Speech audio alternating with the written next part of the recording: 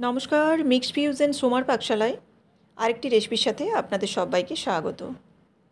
যেহেতু এখন আমের সিজন চলছে, সেজন্য আম দিয়ে এখন আমি আপনাদের সাথে বিভিন্ন রেসিপি শেয়ার করছি। আম দিয়ে আমরা মাছের অনেক রেসিপি খেয়েছি বিভিন্ন ধরনের, তবে আজকে আমি আপনাদের সাথে শেয়ার করব আম দিয়ে চিকেনের রেসিপি। তো চলুন আজকে আপনাদের সাথে শেয়ার করি ম্যাঙ্গো চিকেন। ম্যাঙ্গো দিয়ে কিভাবে চিকেন বানাবো সেই রেসিপিটি শেয়ার করতে চলেছি। এই চিকেনটি বানানোর জন্য প্রথমেই আমি নিয়ে নিচ্ছি কড়াইয়ের মধ্যে সর্ষের তেল। পুরো রান্নাটি কিন্তু আমি সর্ষের তেলে করব। সেই কারণে আমি সর্ষের তেলটা দেওয়ার পর দিয়ে দিচ্ছি এখানে দুটো তেজপাতা ফোড়নে। তেলটা একটু গরম হয়ে গেলে দিয়ে দেবো কুচনো পেঁয়াজ। এখানে আমি 3টে মাঝারি সাইজের পেঁয়াজ নিয়েছি। আপনারা কিন্তু পেঁয়াজের পরিমাণটা কমা বাড়া করতে পারেন। এবার দেখুন এর মধ্যে দিয়ে দিচ্ছি পরিমাণ মতো লবণ। লবণটা দিলে পেঁয়াজটা কিন্তু খুব তাড়াতাড়ি নরম হয়ে যাবে। এবার এই পেঁয়াজটা দেখুন হালকা নরম হয়ে গেছে। যখন এরকম হালকা একটু লাল রং ধরবে তখন এর মধ্যে দিয়ে দেব রসুন বাটা 1 চামচ আর দিয়ে দেব আদা বাটা 1 চামচ। এবার এই আদা আর রসুনটাকে একটু এই পেঁয়াজের সাথে নাড়াচাড়া করে নেব। খুব ভালোভাবে মিশিয়ে নাড়াচাড়া করে নিচ্ছি। এবার এখানে অ্যাড করব গুঁড়ো মশলা। গুঁড়ো মশলার মধ্যে প্রথমে এখানে দেব হলুদ গুঁড়ো। 1 চামচ দিলাম। দিয়ে দিচ্ছি ধনে গুঁড়ো, দিয়ে দিচ্ছি 1 চামচের মতো জিরে গুঁড়ো আর দিয়ে দেবো গুঁড়ো লঙ্কা। এখানে গুঁড়ো লঙ্কাটা আমি 1/2 চামচের মতো দিয়েছি আর কিছু কাঁচা লঙ্কা ব্যবহার করব। তো আপনারা যদি পুরোটা কাঁচা লঙ্কার করতে চান তো পুরোটাই কাঁচা লঙ্কার করতে পারেন। এবার একটু জল দিয়ে দিলাম। জল দিয়ে মশলাটাকে কষিয়ে নেব। এখানে আমি মিক্সির জারে যে আদাটা বেটেছিলাম সেই আদার জলটাই এখানে ব্যবহার করেছি। করে মশলাটাকে এবার খুব ভালোভাবে কষিয়ে নিচ্ছি। বেশ কিছুক্ষণ ধরে নাড়াচাড়া করে মশলাটাকে সিম জালে কষিয়ে নিতে হবে। দেখুন মশলাটা এরকম যখন কষানো হয়ে যাবে আর তেল ছেড়ে ছেড়ে আসবে তখন কিন্তু বুঝতে হবে যে মশলাটা কষা হয়ে গেছে। এবার এই কষা মশলাটার মধ্যে দিয়ে দেবো চিকেনটা। চিকেনটা পরিষ্কার করে ধুয়ে রেখেছিলাম। দিয়ে এবার এই মশলার মধ্যে অ্যাড করে এবার নাড়াচাড়া করব। এটা আমি কিন্তু ব্রয়লার মুরগি নিইনি, এটা দেশি মুরগিও নয়। এটা কিছুটা দেশি মুরগির মতো দেখতে, রঙিন হয় একটু, অর্থাৎ কালারিং হয়। আর এই মুরগিটা আমাদের এখানে কালবার্ড বলে পরিচিত। তো আপনাদের ওখানে কী নামে পরিচিত সেটাও আমাকে জানাবেন। আর এই চিকেনটা কিন্তু খেতে বেশ ভালো লাগে, পুরোপুরি দেশি মুরগির মতোই কিন্তু খেতে লাগে। তো দেখুন এবার আমি ভালোভাবে মশলার সঙ্গে নাড়াচাড়া করে নিয়েছি চিকেনটাকে।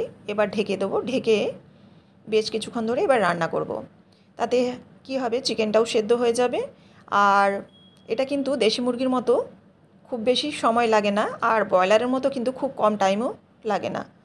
একটু মাঝামাঝি পর্যায়ে এটা হয়। এটা খুব বেশি নরমও নয়, আবার খুব বেশি দেশি মুরগির মতো চিমড়ও নয়।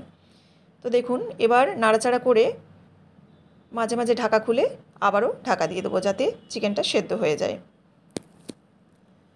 এবার দেখুন চিকেন থেকে কিন্তু ঢাকা দেওয়ার পর অনেকটাই জল বেরিয়েছে। এখানে কিন্তু আমি কোনো রকম জল ব্যবহার করিনি। এবার এটাকে নাড়াচাড়া করে নেব। আর চিকেনটাও প্রায় 80% মতো কিন্তু সেদ্ধ হয়ে এসছে। এবার এখানে আমি অ্যাড করছি আম।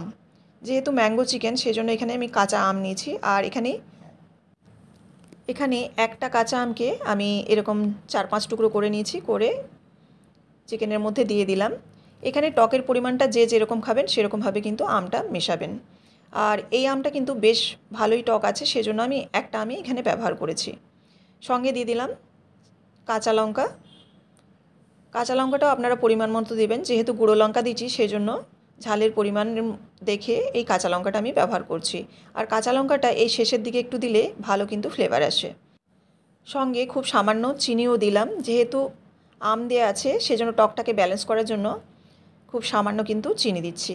আর এটা পরিমাণ মতো লবণ দিলাম। লবণটা আমি প্রথমে দিইনি। লবণটা প্রথমে দিলে চিকেন থেকে প্রচুর পরিমাণে জল বেরিয়ে যেত এবং চিকেনটাও খুব বেশি সেদ্ধ হয়ে যাবে। সেই কারণে কিন্তু লবণটা আমি এই মাঝামাঝি পর্যায়ে অ্যাড করছি। এবার দেখুন নাড়াচাড়া করে আরও ঢাকা দিয়ে দেবো। ঢাকা দিয়ে আরও আমি 10 মিনিটের মতো কষিয়ে নেব সিম জালে। এখানে যেহেতু আমি স্টিলের কড়াই ব্যবহার করেছি সেজন্য কিন্তু আমাকে বারবার ঢাকাটা খুলে একবার করে নেড়ে নিতে হচ্ছে যাতে তলায় লেগে না যায়। এটা কিন্তু ননস্টিক কড়াই বা অ্যালুমিনিয়ামের কড়াই হলে কিন্তু এরকম হবে না। দেখুন নাড়াচাড়া করে এবার আরও কিছুক্ষণ ঢাকা দিয়ে দিচ্ছি, দিয়ে আরও 2 থেকে 3 মিনিট রাখার পর এরকম দেখুন মাংসটা কিন্তু কষানো হয়ে আসবে আর জলটাও কিন্তু অনেকটাই শুকিয়ে যাবে। জলটা যখন এরকমভাবে বেশ ভালোভাবে শুকিয়ে যাবে আর চিকেনটাও কিন্তু সেদ্ধ হয়ে যাবে, তখন এই পর্যায়ে আপনারা কিন্তু এই চিকেনটাকে নামিয়ে নিতে পারেন যদি আপনারা এরকম কষা কষা খেতে চান।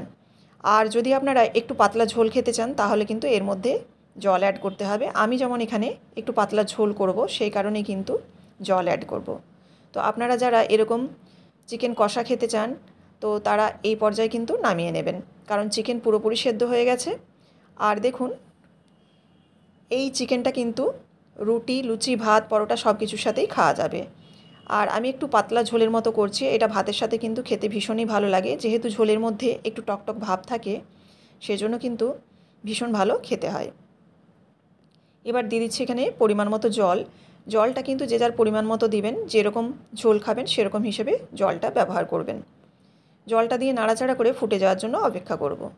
দেখুন ভালোভাবে ফুটে গেছে আর চিকেন তো কিন্তু আগেই সেদ্ধ হয়ে গেছে, সেই কারণে এবার গরম জল দেওয়ার ফলে খুব তাড়াতাড়ি জলটা ফুটে গেছে এবং এটাকে আমি সিম জালে আরও 5 মিনিটের মতো রেখে তারপর কিন্তু নামাবো। তো দেখুন 5 মিনিট পর কিন্তু একদম পুরোপুরি চিকেন রেডি হয়ে গেছে। আর এইভাবেই আমি কিন্তু গ্যাসের ফ্লেমটা এবার বন্ধ করে দেব।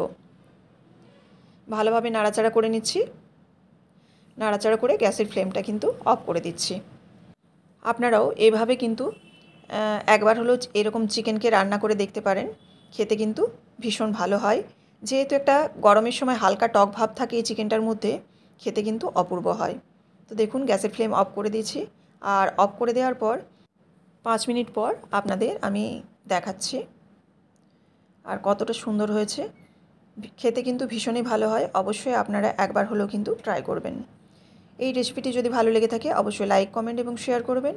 আর এরকমই বিভিন্ন ধরনের রেসিপি পাওয়ার জন্য অবশ্যই চ্যানেলটিকে সাবস্ক্রাইব করে বেল বাটনটি প্রেস করে দেবেন, যাতে সবার আগে নোটিফিকেশান আপনাদের কাছে পৌঁছে যায়।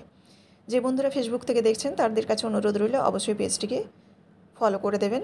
আবারও আপনাদের সাথে দেখা হচ্ছে নেক্সট রেসিপিতে। সবাই ভালো থাকবেন, ধন্যবাদ।